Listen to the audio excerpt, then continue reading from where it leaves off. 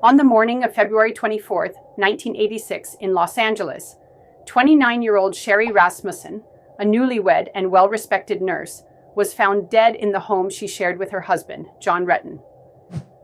She had been beaten, shot 3 times, and there were signs of a violent struggle. At first, LAPD detectives thought it was a botched burglary. A stereo was missing. The couple's condo showed signs of ransacking, but things didn't quite add up. There were no signs of forced entry, and Sherri had defensive wounds and a bite mark on her forearm, suggesting rage, not random violence.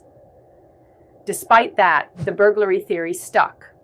Sherri's family immediately suspected Stephanie Lazarus, a former girlfriend of Sherri's husband, John. Stephanie was an LAPD officer, and according to friends and family, she was not over him. In fact, Sherri had told her parents months before that Stephanie had shown up at her hospital unannounced and once confronted her at home saying, "If I can't have John, no one will." But detectives at the time didn't pursue Stephanie seriously. After all, she was one of their own. For over 2 decades, the case went cold. Then, in the early 2000s, the LAPD's cold case unit reopened the file. A detective re-examined the crime scene photos and autopsy report. That bite mark? DNA had been preserved from it.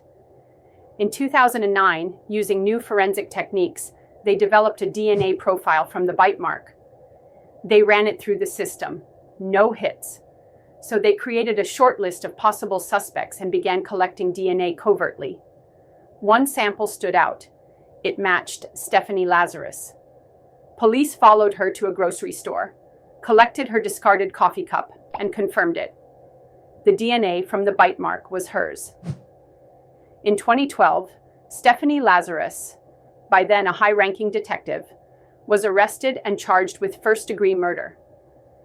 The trial revealed the depth of her obsession with John and her rage toward Sherri.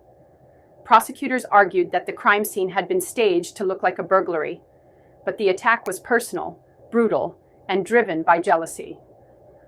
She was found guilty and sentenced to 27 years to life in prison.